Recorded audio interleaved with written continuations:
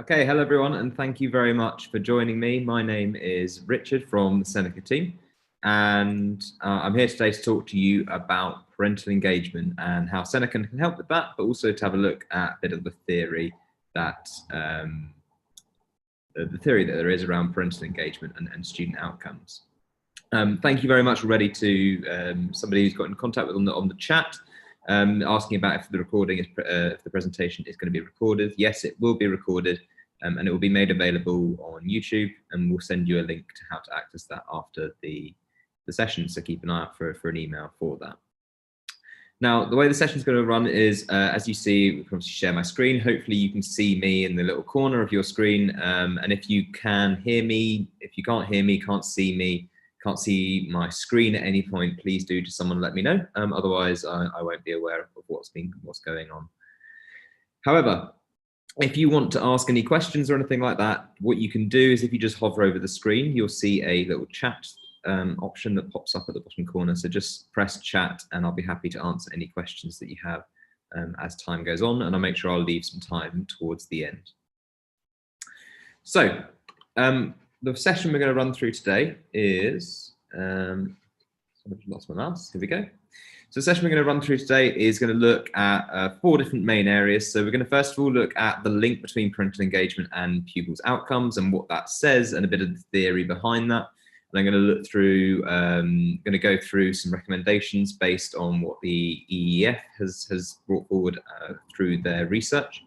We're then going to look at sharing just a bit of information about a research and development project that we're running between Nesta, the DFE, and Seneca, and how you can get involved if you're interested. And then also going to show you how you can help, how Seneca can help more generally on parental engagement to make sure that you, you understand what there is to offer and the different resources that we have available when you're thinking about engaging your parents, the parents of your students, sorry, I should say. So I mentioned this Education Endowment Fund research that's been done. It was published in September 2019, and they did a literature review basically that looked at all the different research around parental engagement. And the first really encouraging thing I think is worth picking out is that increasing parental engagement was shown to have a positive effect on academic outcomes. And that's regardless of the age of the student, regardless of their socioeconomic background. So it's really encouraging that actually improving this relationship between teachers and parents or schools and parents actually can have a really positive impact on the pupils, on the outcomes of the pupils you teach. Now, there were 4 main recommendations that were made based off the back of this report. The first one being was, some of these I'm aware are a little bit abstract, so what I'll do is I'll try and dig into them a little bit. So the first one would be to basically, the idea was that you should be, as a school or as a teacher, is critically reviewing how you work with parents. Now, the sort of main takeaways from this were that when you're, I think quite often with in schools, parental engagement seems sort of a nice to have, an extra, something that's very hard to do well, and I think it is, but I think schools should really be optimistic about the potential that it could bring, and also the awareness that actually parents, at the end of the day, they do have their child's best interests at heart, even if it seems like sometimes from your side of things that they don't always, they always will have their child's best interests at heart. Now, in terms of the strategy of how to do this or how to implement effective parental engagement effectively, unfortunately, the research is currently inconclusive of exactly how that should be done. But I'm going to talk a bit about more research that's going on and what that's going to look like in a second. But the first thing that you should do is schools should be looking to, as I say, critically review how currently you communicate with parents, be that on a teacher level or a department level or a year group level or on a school-wide level. So looking at reviewing all those different types of parent communications, and also talking and communicating with the parents you're working with. So quite often I think schools are, or the research shows that schools are quite often just going ahead and doing what they think is right without actually involving the parents in understanding what should be, how they would like to be communicated with and what support they would like. Now, the other side of it is to make sure that anything that you do in terms of engaging parents from your schools is planned first of all, but also tracked and monitored against tight targets. So if something is not working, trying to unpick why it's not working, but also having the awareness of why it's not working, and that's not possible without the tracking that will go on. Now, the second suggestion the Education Endowment Foundation makes is to make sure that you as a school are providing practical strategies to support learning at home. Now, this is a bit more concrete in terms of what you can do, but it's basically making sure that as a school, the communication you have is first of all positive and encouraging. So making sure you're providing tips and support and resources that can basically help parent learning or parent engagement be more effective. So rather than just sort of sending the odd thing, letting them know here and there, just having more of providing more resources to help that. So for example, the example that they look at quite a lot of detail in the report is basically looking at book gifting. Now, book gifting is when a school will send home books. The idea is that students and parents will sit down and read those together. It's mainly aimed at an intervention aimed at younger children. But what they found was that actually some schools are doing this. They're spending quite a lot of money on doing this, but it's completely ineffective if it's not done properly. So book gifting on its own is unlikely to work. But if you plan around that, extra resources to support the parent in engaging, how to engage with this book gifting, and different resources that will help continue the communication, that's more likely to be more effective in your support for parents using that sort of strategy. And that would go for anything. So say you're sending a homework home that you want parents and students to do together. If you are doing that and the parents don't have the skills or the knowledge or the understanding or the context to sort of really know how to engage their child in it, then it's not going to be effective. But if you can provide something that would plug that gap and work with the parents on that, then it's more likely to be more effective. The other thing that's suggested through providing practical strategies is that the school should actually be involved in helping parents to create regular routines. So just like you do with your students in the classroom, you know how important routine is for students. Parents sometimes don't know that. And if you can provide resources and guidance and advice for parents on how to set up effective routines for your students, then again, it's more likely to be more effective. And this includes things like good homework habits, and other sort of education-based routines that they may have at home. But there is a little caveat there, and I think you'll probably be thinking this as well. You know, if you're sat there, if you're sat sort of from afar telling the parents of your students how they might want to parent, it's not going to go down very well. So just being aware that giving support and advice doesn't need to be sort of directive in any way, but giving sort of assistance or assistance to parents can be useful, but just be aware that parents won't like it if they're told what to do. Now, thirdly, any school communication should be tailored and obviously have the hope of a positive outcome. Now, obviously, that might seem obvious, but it's quite often not necessarily done. So parental communication, quite often some parents will find that the only communication they ever have with school is when a teacher calls up to say somebody's not done, one of their kids has not done well at school, wants to talk about it, wants parental support. And that could be the only interaction that parent ever really has with the school, potentially, or certain teachers in that school. So it's important to make sure that you keep any communications positive, and make sure that the communication back and forth is regarding the learning. So even something negative, like if a child is misbehaving and you need to talk to the parent, that can be framed in a positive way, and you can frame it in a way that's going to work with the parents. Now, I talked a bit about personalization there as well, and what the research shows, and this goes for this would go for like the communication we do at Seneca as well. So in terms of personalization, we find that anything that's personalized and tailored to the individual person that's receiving the communications is more likely to be more effective. So when we send an email out, we're very careful to try and make sure that it's as tailored as possible to the individual. So when we're emailing teachers, for example, we'll make sure that we always provide resources that are linked to the subject they teach rather than something completely different.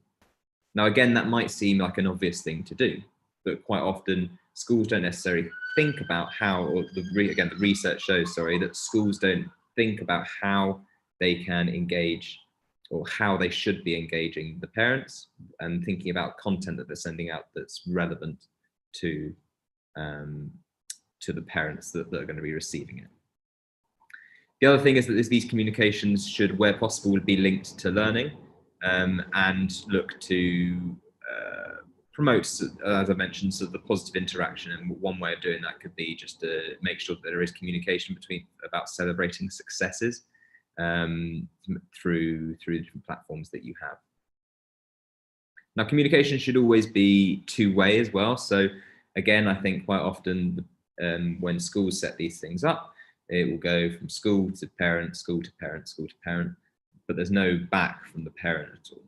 So, and this sort of links up to a point that I mentioned earlier about when you're critically reviewing what you're doing as a school, making sure that you're consulting parents on how they want to be involved. And actually opening up that dialogue and saying, okay, this is what we're planning to do. This is what we currently do. What do you like? What don't you like? What would be more useful, etc.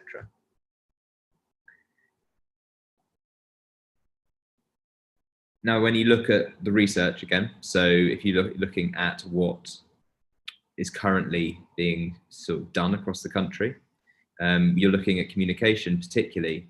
Roughly half of the parents who were looked at in the research basically didn't feel like they were at all consulted on what parent engagement looks like in the school. So that is potentially a really big barrier, a really big potential avenue for you to explore. Now, the final recommendation made by the report is to offer more sustained and intensive support where that's needed. Now, this has a few different reasons why this is obviously important.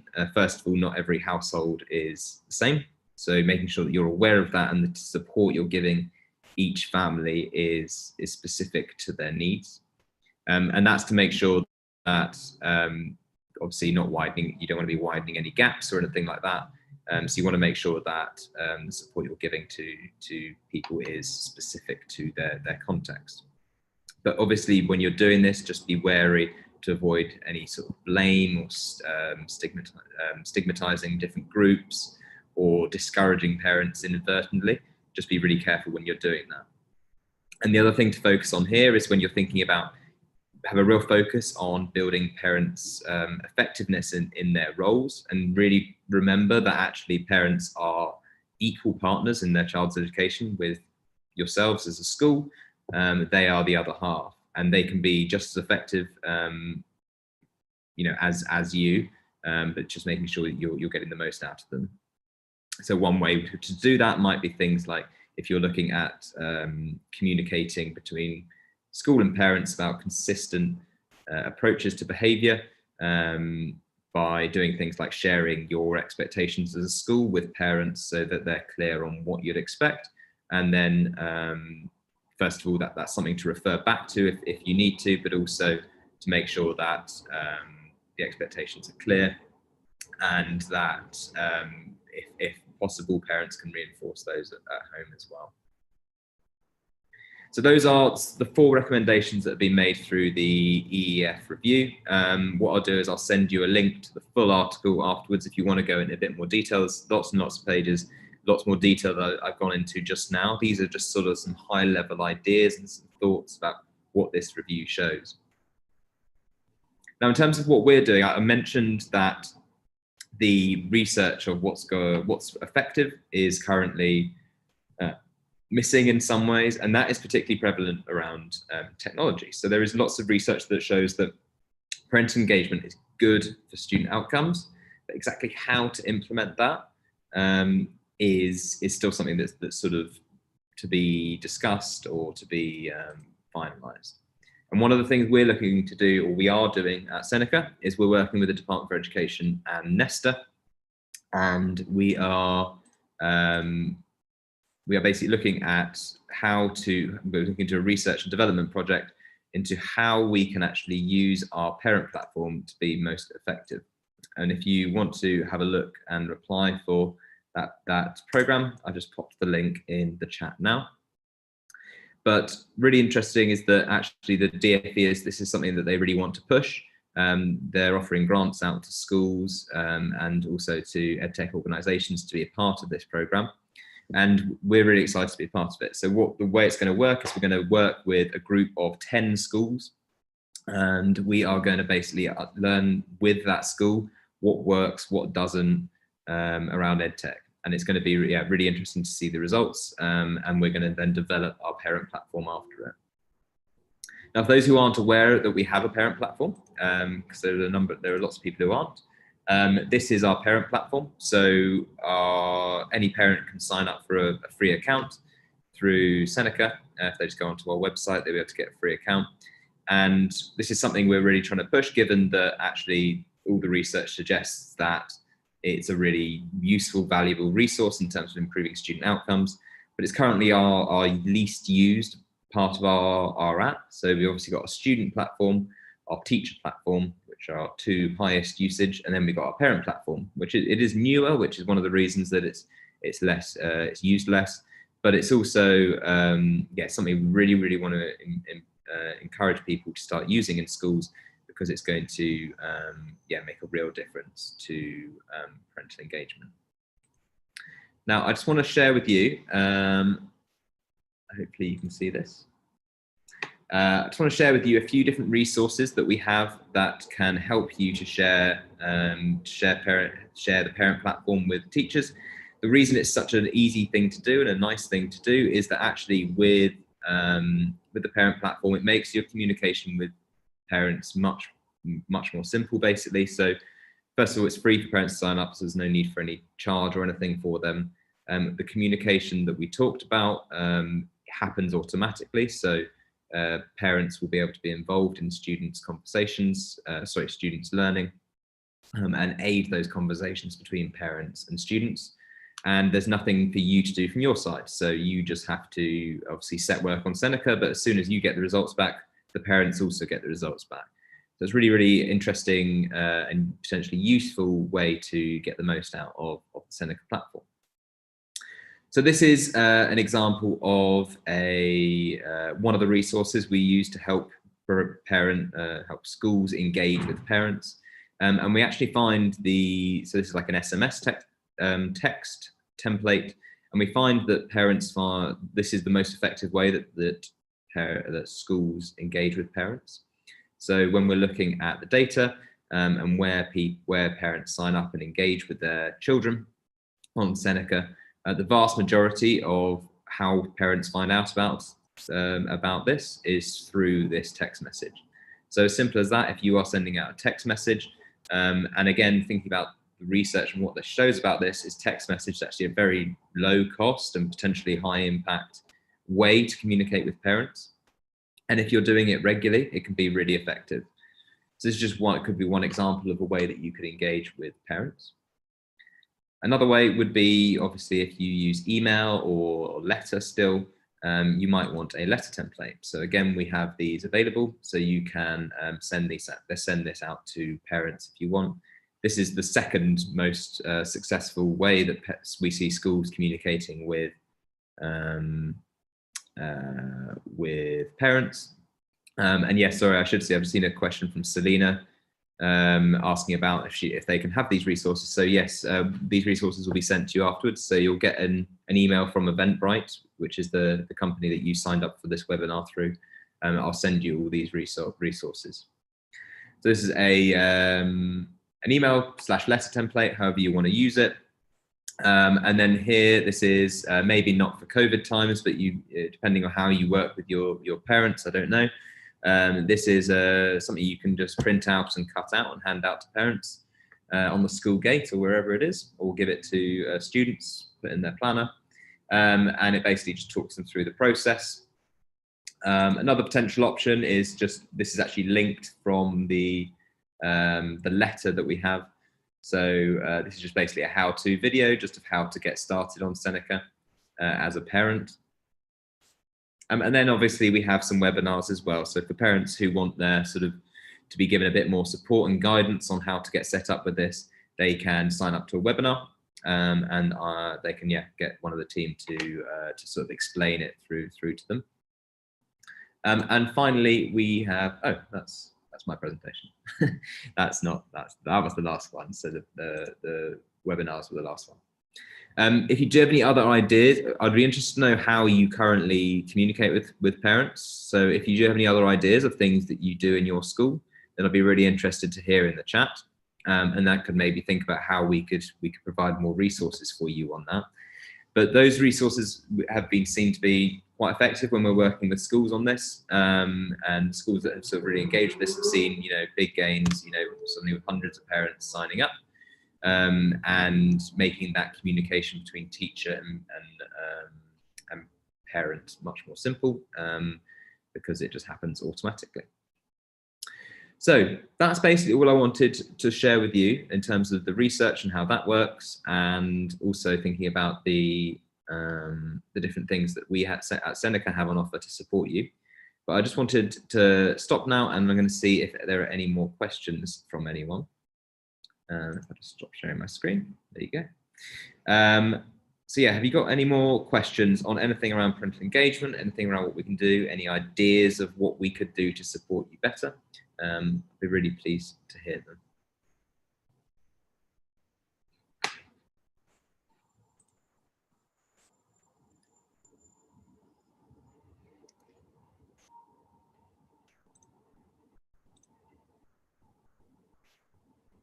Okay, so Anna says that she has a lot of Somali parents. Do you offer the platform in different languages? So a lot of the platform is the way the language is set is basically based on the language of the device. So if their device is set to their local language, then it will translate. It won't translate perfectly because there are some bits that won't quite work, but there will be some bits that will translate for them. Selena says getting parents involved is difficult. Anyone, any ideas? So yes, it is very difficult. I think a few of the things that the EEF picked up on is basically regular communication involving parents in communication and making sure that they are part of the process. You're asking them what they want, and yeah, making sure that you're engaging with them on a platform that works for them as well. So you may find that SMS actually isn't the platform that's right for your school. But there may be another platform that you need to experiment with where you can find that out. Be that it might be social media, it might be old school letters. Like it varies school to school and context to context, obviously. And this is why the EEF recommend tracking the progress of any communication. The sort of effectiveness of any communication that you do, because it is so context specific and the research is currently inconclusive. So whatever works in your context is whatever's worked for you, but making sure you're tracking that. Question from Mariana says, posting on the school social media accounts would be a good place to talk about Seneca in the school. So yeah, I completely agree. That would be really, really good idea. S. Jack says, do you know how many parents any one school has with accounts? So yeah, what we can do, S. Jack, is if you get in touch with us, we're able to let you know how many parents are signed up at your school. I can't look it up right now, but I can look it up at a later date for you. Likewise, Selena. So if you're on our school analytics and SLT support program, then you'll be being sent this data weekly at the moment. But if you're not, then do just feel free to get in touch with our customer support team, and they'll help you find out that number. Yes, of course. How have I not mentioned Parents' Evening? I guess the difficulty is, so just for context, I used to teach in a school that served a low socioeconomic group, and yeah, Parents' Evening is great. What I always found was the parents that you wanted to actually talk to obviously didn't come. So making sure that the school communication there is as good as could be for those parents who can't come for any reason. It could be because they're working. It could be for a whole host of reasons. And again, not jumping to conclusions about why they can't come necessarily, but finding a platform that's right for your communication with them. Anna suggests school weekly emailing lists. So yes, I completely agree. That's great. And to link back to what the EEF were saying about school weekly mailing lists is that the fact they're weekly is really important. So that there's regular. It's not just a one-off ask here and there once a term.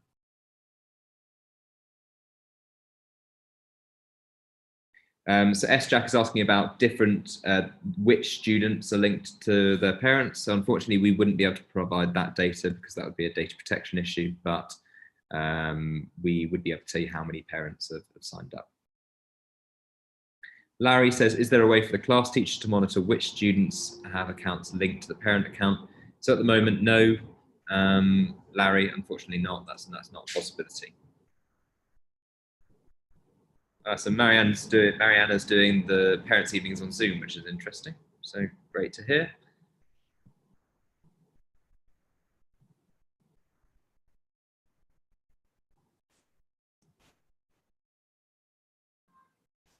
So Rebecca says she's using Google Classroom, which sends her weekly reports of pupils' engagement, scores, and missed work. Is there a one-way process currently that I can send parents info and messaging through it? So currently, yep. So the way that would work, so it wouldn't quite give as much detail as you mentioned, but it would basically give where it will give in parent information on usage and the scores they're getting across different subjects. And that is now available through the parent account. Now, through this research and development project we're doing with Nesta and the DFE, we're going to be developing what our parent platform offers. So that might be something that we look at doing.